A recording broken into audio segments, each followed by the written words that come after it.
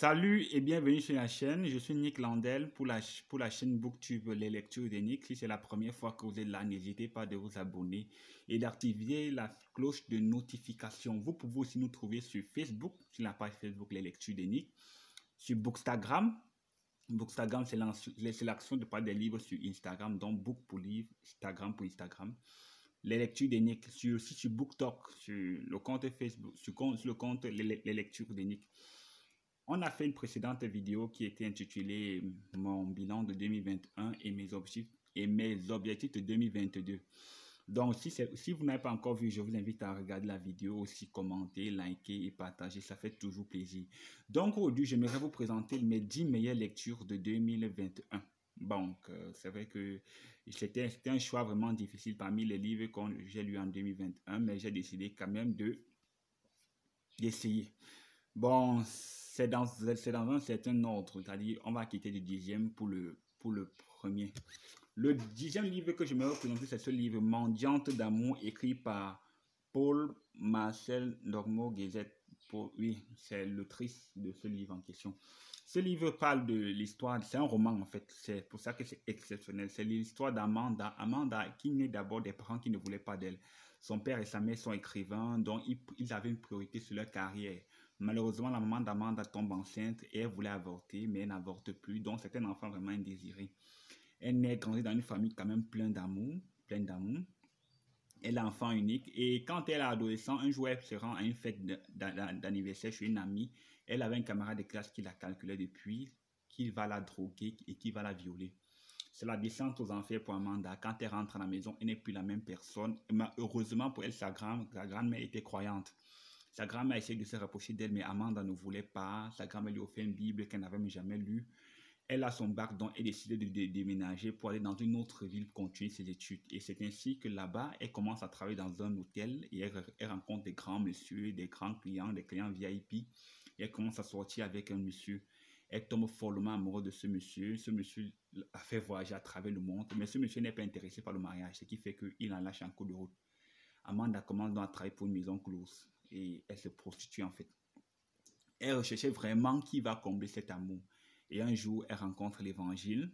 Je vous invite à lire le livre pour savoir comment est-ce qu'elle rencontre l'évangile. Mais ce livre est vraiment exceptionnel parce que il présente, c'est un roman, je le précise encore, il présente l'évangile sous une forme narratrice. C'est vraiment, c'est à conseiller aux gens. Je connais une amie à qui j'ai conseillé ce livre. Elle a lu en Côte d'Ivoire. Elle a commandé tout un carton depuis l'Allemagne. Parce qu'il prêche l'évangile, pas de manière, c'est pas une doctrinale, de manière classique, quoi.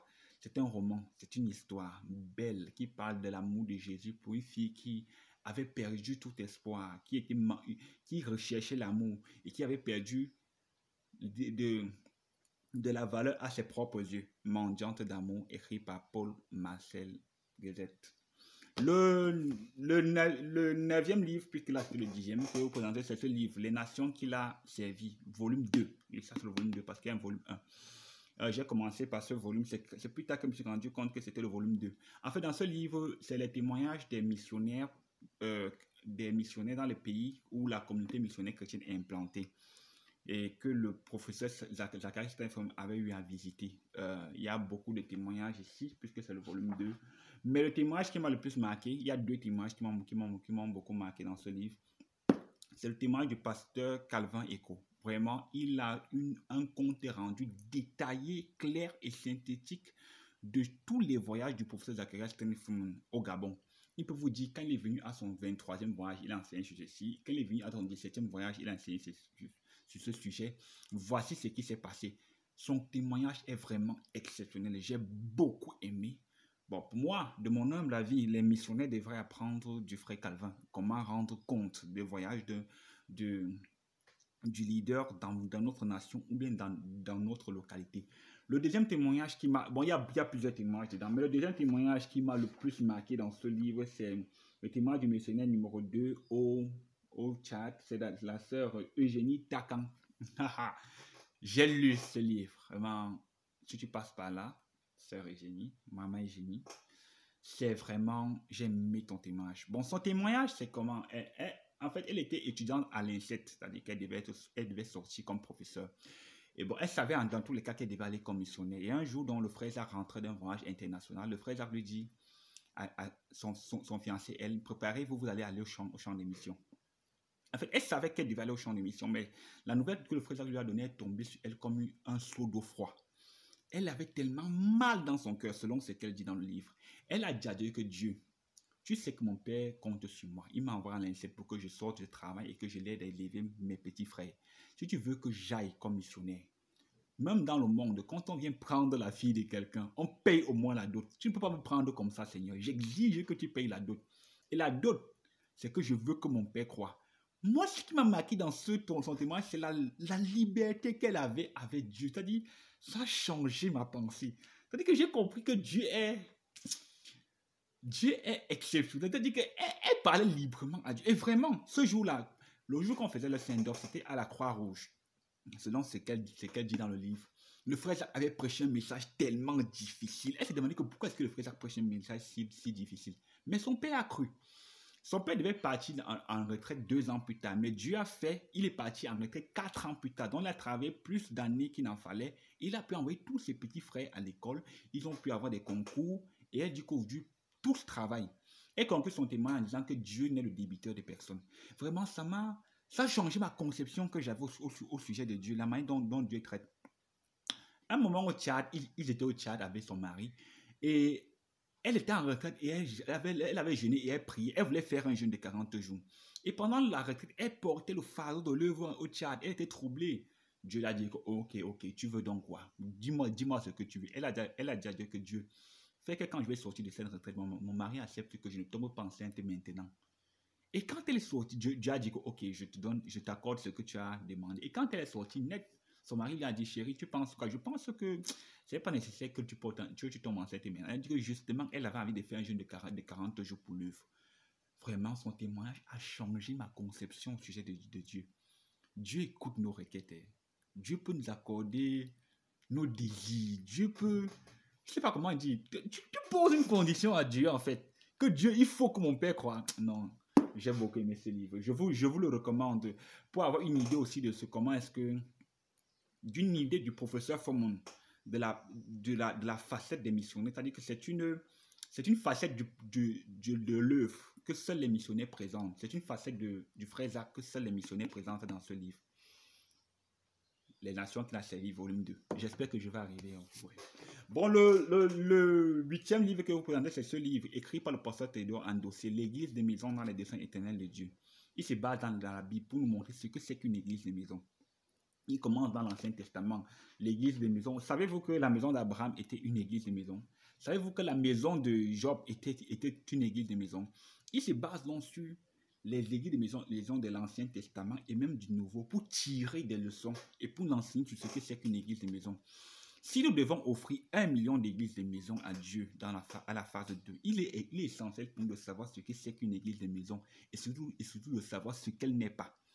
J'ai lu ce livre, j'ai appris sur la croissance de l'église de maison, j'ai appris sur le fonctionnement d'une église de maison, j'ai appris sur ce que c'est qu'une église de maison, j'ai appris sur la nature d'une église de maison. Et vous savez, le pasteur Théodore Endossé ne peut pas enseigner sans parler de mariage. Bien sûr, c'est l'ADN, ça fait partie des 5 caractéristiques distinctes de ces enseignements. Donc dans ce livre, il nous parle de la place du mariage dans l'œuvre de Dieu, la place du mariage dans le ministère, dans la stabilité de l'Église. Il se base particulièrement sur le mariage de Jacob et le mariage d'Ésaü. À partir de ces deux exemples, ils enseignent sur ce que c'est que le mariage et sa place dans la stabilité de l'Église. Je vous recommande fortement ce livre. Le 7e livre, c'est ce livre. C'est vrai que c'est une ancienne édition, mais on dit que les vieux livres ont le parfum des mots oubliés. Le chemin de l'encouragement spirituel. Je n'ai pas encore lu tous les livres du professeur Zacharias Tenefron, mais j'ai déjà lu tous les livres qui ont été produits avant 2009, excepté 2. Viens et vois, Jésus n'a pas changé, et reviens à la maison, mon fils, je t'aime toujours. Je pense que ce sont les 2. Parmi tous les livres du professeur Fomon que j'ai lus, il n'y a que 2 livres où il précise dès le début que ce n'est pas écrit pour les non-croyants. 1. La délivrance du péché d'adultère et de fornication. Il précise ça dès le début, que ce n'est pas un livre écrit pour les non-croyants, mais pour les croyants. Et 2. Le chemin de l'encouragement spirituel. Le chemin de l'encouragement spirituel a encore une fois le plus changé ma pensée au sujet de Dieu parce que dans ce livre, c'est vrai qu'il encourage à aller de l'avant avec le Seigneur Jésus-Christ, comme le titre l'indique, mais il me donne encore une nouvelle idée de Dieu ici, comment Dieu est amour. Il y a beaucoup d'entre nous qui pensons que Dieu, c'est quelqu'un qui est assis au ciel là-bas avec une longue barbe et un fouet, en attendant que dès que tu pêches, il te fouette, il te châtie. Ce livre a changé ma conception au sujet de l'amour de Dieu et de la personne de Dieu. Je vous le recommande. Le 6e livre, c'est ce livre, Knowing God and Walk with Him. Connaître Dieu et marcher avec lui. En fait, c'est un livre pas encore vraiment trop publié. En fait, ce livre m'a amené à connaître Dieu de manière personnelle. C'est-à-dire qu'il nous montre dans ce livre que Moïse connaissait Dieu, Abraham connaissait Dieu.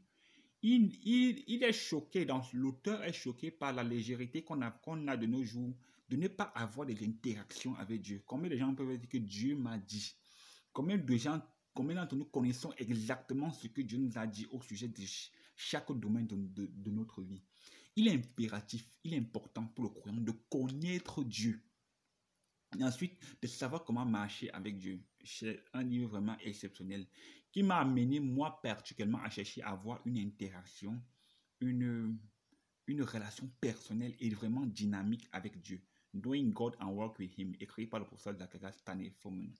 J'espère que je vais arriver à... Le 5e livre, pas le 5e, 1, 2, 3, 4, oui, le 5e livre, disons ça comme ça. Oui, le 5e livre que vous présentez, c'est Une vie en pièces, écrit par Lee Easel. En fait, ce livre c'est une jeune fille qui travaillait comme secrétaire dans une entreprise. Elle a été violée un soir par l'un de ses clients. Quand elle est tombée enceinte, sa mère trouvait qu'elle était un mauvais exemple pour cette sœur. En fait, elle est tombée enceinte et elle a su 3 mois plus tard, mais elle n'a pas dénoncé son violeur. Sa mère l'a chassée de la maison pour qu'elle ne soit pas un mauvais exemple pour ses sœurs. Elle allait vivre chez un monsieur qui a encore essayé de la violer. Bon, en fait, ce livre parle de viol et du processus vers la guérison. J'ai beaucoup aimé. Je n'ai pas été victime d'agression sexuelle, donc je ne sais pas ce que ça fait d'être victime d'une agression sexuelle. Mais ce livre parle de l'histoire d'une jeune fille qui a été violée et comment est-ce qu'elle a retrouvé la guérison.